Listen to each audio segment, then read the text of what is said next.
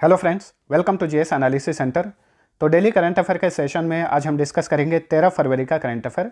और यदि इसका पीडीएफ डाउनलोड करना चाहते हैं तो इस वीडियो के डिस्क्रिप्शन में लिंक मिल जाएगा, आप वहां से डाउनलोड कर सकते हैं। दोस्तों, आप सभी लोग इस चैनल को काफ़ी सपोर्ट कर रहे हैं, इसी वजह से हमने डिसाइड किया है जो हमारा 2021 का सालाना करंट अफेयर का ई बुक है, इसे हमने फ्री कर दिया है। 1 रुपये भी चार्जेस नहीं लिया जाएगा। इस ई बुक में आप सभी को 1900 से ज़्यादा प्रश्न मिल जाते हैं और ये आगामी सभी परीक्षाओं के लिए काफ़ी हेल्पफुल है। इस पीडीएफ का लिंक नीचे डिस्क्रिप्शन में दे दिया हूँ, आप वहाँ से डाउनलोड कर सकते हैं। दोस्तों, आप सभी से रिक्वेस्ट है कि आप सभी लोग इस चैनल को ऐसे ही सपोर्ट और प्यार देते रहिए।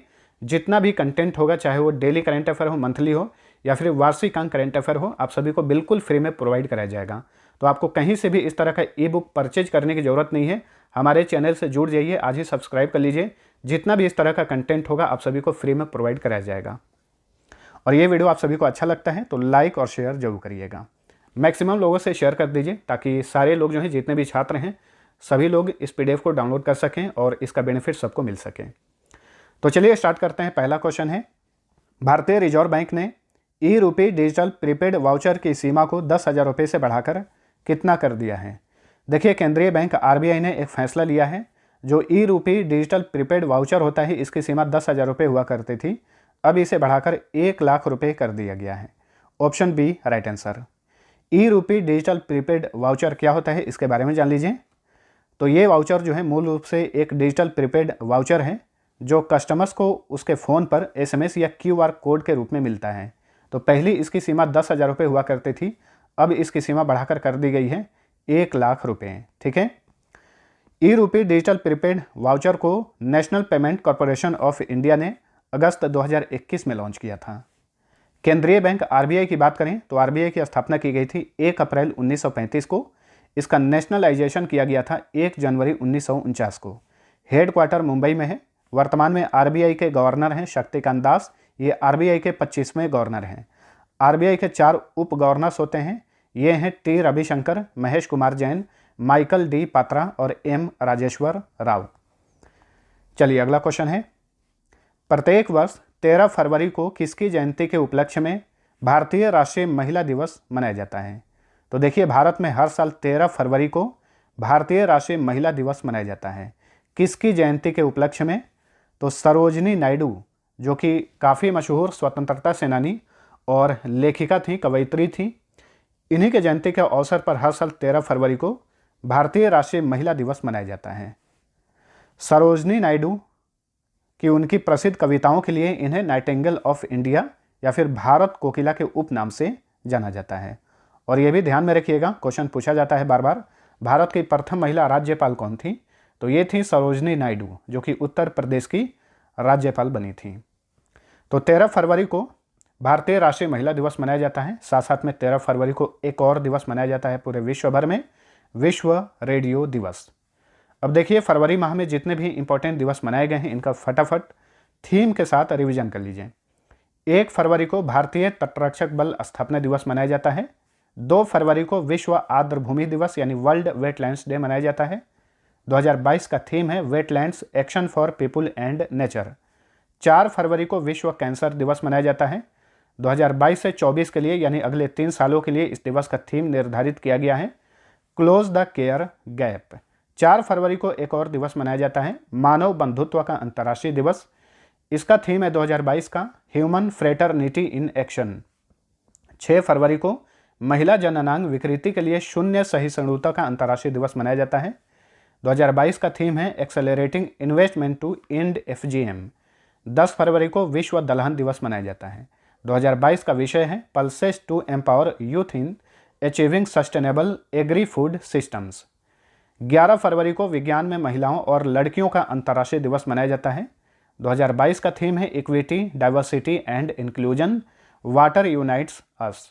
11 फरवरी को विश्व यूनानी दिवस भी मनाया जाता है। चलिए अगला क्वेश्चन है, प्राकृतिक खेती को बढ़ावा देने के लिए निम्न में से किसने जीवा कार्यक्रम शुरू किया है। तो देखिए, हाल ही में प्राकृतिक खेती का बढ़ावा देने के लिए नाबार्ड ने यानी राष्ट्रीय कृषि और ग्रामीण विकास बैंक ने एक कार्यक्रम लॉन्च किया है। इसका नाम है जीवा कार्यक्रम। ठीक है, जीवा कार्यक्रम जो है ये एक कृषि पारिस्थितिकी आधारित कार्यक्रम है जिसे नाबार्ड के वाटरशेड कार्यक्रम के तहत 11 राज्यों में लागू किया जाएगा। तो याद रखिए, जीवा कार्यक्रम को कितने राज्यों में लागू किया जाएगा? 11 राज्यों में। नाबार्ड की बात करें तो इंग्लिश में इसका फुल फॉर्म होता है national bank for agriculture and rural development. केंद्रीय वित्त मंत्रालय के अधीन काम करता है। नाबार्ड का गठन किया गया था 12 जुलाई 1982 को। मुख्यालय मुंबई में है। वर्तमान में नाबार्ड के अध्यक्ष हैं गोविंदा राजुलू चिंताला। नेक्स्ट, नवीनतम पुस्तक India Africa relations changing horizons किसने लिखी है? देखिए, भारत अफ्रीका के संबंधों पर आधारित ये पुस्तक है India Africa relations changing horizons. इसके लेखक हैं राजीव कुमार भाटिया और ये पुस्तक हाल ही में लॉन्च हुई है। तो ऑप्शन सी राइट आंसर। अब देखिए, 2021-22 की जो भी इंपॉर्टेंट पुस्तकें हैं आगामी परीक्षाओं के लिए काफ़ी महत्वपूर्ण है, इनका फटाफट रिवीजन कर लीजिए। रतन एन टाटा, जो कि रतन टाटा की जीवनी है, इसके लेखक हैं doctor Thomas Matthew. A little book of India के लेखक हैं रस्किन बॉन्ड। फियरलेस गवर्नेंस की लेखिका हैं किरण बेदी, ये भारत की प्रथम महिला IPS ऑफिसर हैं। द 10 ट्रिलियन ड्रीम के लेखक हैं सुभाष चंद्र गर्ग। लाल सलाम की लेखिका हैं केंद्रीय महिला और बाल विकास मंत्री स्मृति ईरानी, और स्मृति ईरानी का ये पहला ही उपन्यास है, इसलिए याद रखिए। Cooking to save your life के लेखक हैं अभिजीत बनर्जी, नोबेल पुरस्कार विजेता हैं। 2019 में इन्हें अर्थशास्त्र के क्षेत्र में नोबेल प्राइज दिया गया था। होम इन द वर्ल्ड के लेखक हैं अमर्त्य सेन, 1998 में इन्हें भी अर्थशास्त्र के क्षेत्र में नोबेल प्राइज दिया गया था। बाय मेनी हैप्पी एक्सीडेंट के लेखक हैं भारत के पूर्व उपराष्ट्रपति Hamid Ansari. It's a wonderful life के लेखक हैं Ruskin Bond. Languages of truth के लेखक हैं Salman Rushdie. Star gazing the players in my life के लेखक हैं Ravi Shastri. The commonwealth of cricket के लेखक हैं Ramachandra Guha. The little book of encouragement के लेखक हैं Dalai Lama. Unfinished a memoir की लेखक हैं प्रियंका चोपड़ा। चलिए, अगला क्वेश्चन है, गोवा शिप यार्ड लिमिटेड द्वारा coast guard offshore patrol vehicle यानी CGOPV, इसका फुल फॉर्म होता है coast guard offshore patrol vehicle. तो इस परियोजना के तहत निर्मित 5वें और अंतिम गश्ती पोत का क्या नाम है? देखिए, CGOPV परियोजना के तहत 5 गश्ती पोत का निर्माण किया जाना था, 5 का निर्माण किया जा चुका है। तो ये बताइए, हाल ही में 5वें जिस पोत को लॉन्च किया गया है, इसका क्या नाम है? इसका नाम है सक्षम। Option A right answer. और हाल ही में इस पोत को गोवा शिप यार्ड लिमिटेड ने इंडियन कोस्ट गार्ड को सौंप दिया है। तो ऑप्शन ए राइट आंसर। ठीक है, CGOPV परियोजना के तहत निर्मित अन्य 4 गश्ती पोत के नाम हैं सचेत, सुजीत, सजग और सार्थक। गोवा शिप यार्ड लिमिटेड की बात करें तो इसकी स्थापना की गई थी 1957 में। कहाँ पर है ये? गोवा के वास्को डी गामा में स्थित हैं।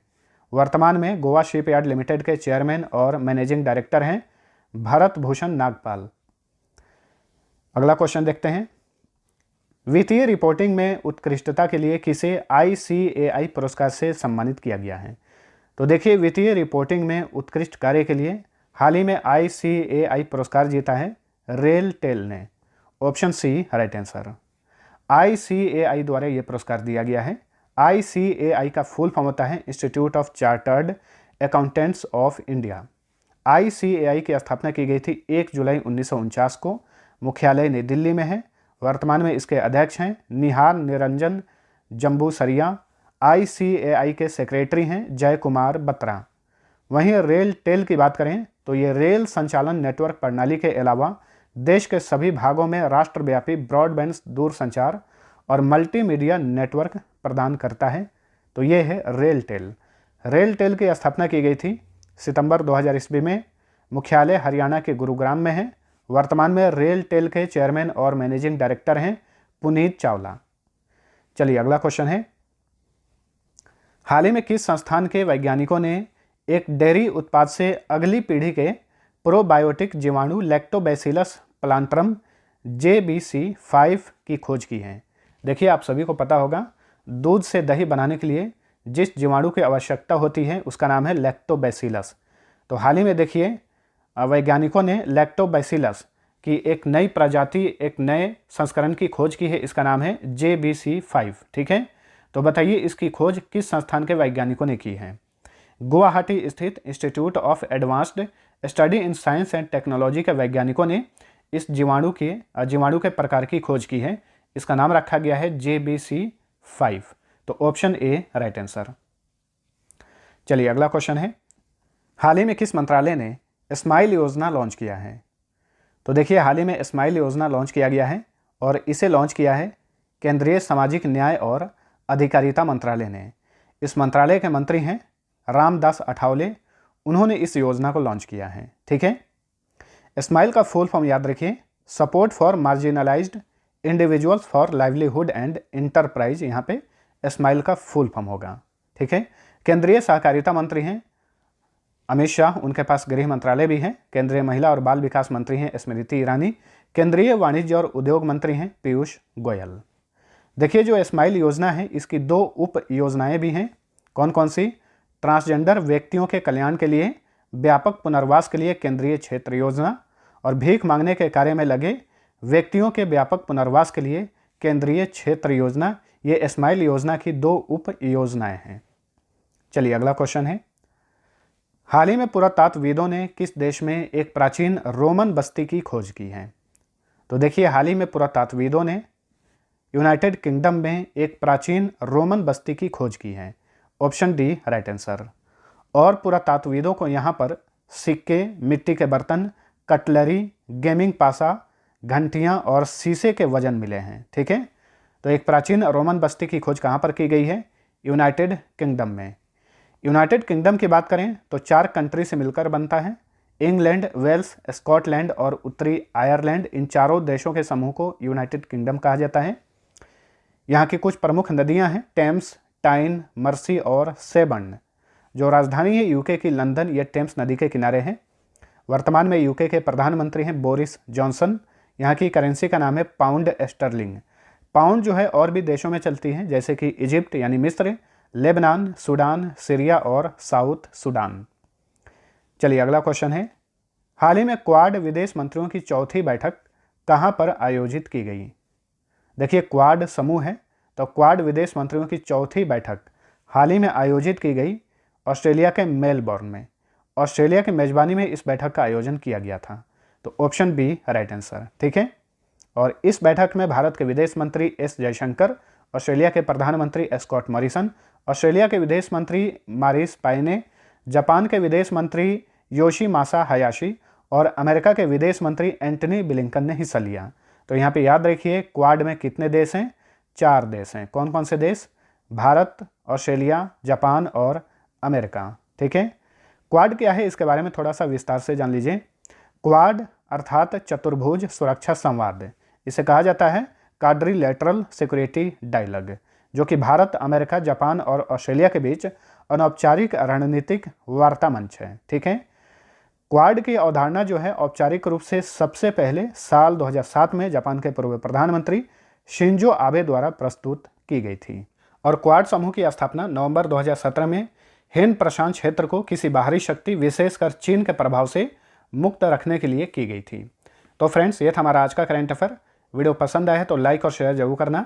अब डेली की तरफ पिछले क्लास का फटाफट रिवीजन कर लीजिए। पहला क्वेश्चन है 9 से 11 फरवरी को किसकी मेजबानी में वन ओशन शिखर सम्मेलन का आयोजन किया गया? फ्रांस की मेजबानी में। और इस सम्मेलन में भारत का प्रतिनिधित्व किए प्रधानमंत्री नरेंद्र मोदी। केंद्र सरकार ने राष्ट्रीय युवा सशक्तिकरण कार्यक्रम योजना को कब तक के लिए बढ़ा दिया है? 2026 तक के लिए। 45वें अंतर्राष्ट्रीय कोलकाता पुस्तक मेला 2022 के लिए फोकस देश कौन सा है? बांग्लादेश।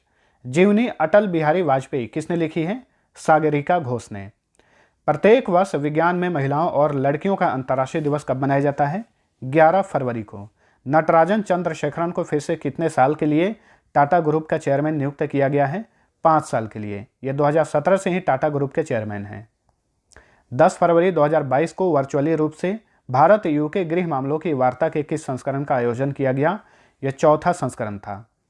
लोकतंत्र सूचकांक 2021 यानी डेमोक्रेसी इंडेक्स 2021 में भारत किस स्थान पर है? भारत 46वें स्थान पर है। पहले स्थान पर कौन सा देश है? नॉर्वे। ESPN क्रिक इन्फो के कैप्टन ऑफ द ईयर 2022 के विजेता कौन बने हैं? केन विलियमसन, जो कि न्यूजीलैंड के कप्तान हैं। पॉल हेनरी सैंड आगो दमीबा किस देश के नए राष्ट्रपति बने हैं? बुर्किना फासो के। बुर्किना फासो जो है ये अफ्रीकन कंट्री हैं। ह्यूमन इम्यूनो डिफिशियंसी वायरस यानी HIV वायरस के सह खोजकर्ता कौन थे जिनका हाल ही में निधन हो गया? ल्यूक मोंटेंगियर। हाल ही में national centre for excellence in carbon capture and utilisation किस संस्थान में स्थापित किया गया है? IIT बॉम्बे में। अब पिछले क्विज का आंसर जान लीजिए। पहला क्वेश्चन था अंग्रेजी भाषा के लिए साहित्य अकादमी पुरस्कार 2021 किसने जीता है? राइट आंसर था ऑप्शन ए, नमिता गोखले ने। दूसरा क्वेश्चन था ट्रैवल कंपनी easyMyTrip.com के ब्रांड एम्बेसडर कौन बने हैं? तो इसके ब्रांड एम्बेसडर बने हैं अभिनेता विजय राज और वरुण शर्मा। अब चलिए आज का पहला क्वेश्चन है रेलवे बोर्ड के नए चेयरमैन और CEO कौन नियुक्त हुए हैं? दूसरा क्वेश्चन है ACC अंडर 19 एशिया कप 2021 का खिताब किसने जीता है? दोनों क्वेश्चन का आंसर नीचे कमेंट करके बताइए। मिलते हैं अगले वीडियो में, तब तक के लिए टेक केयर।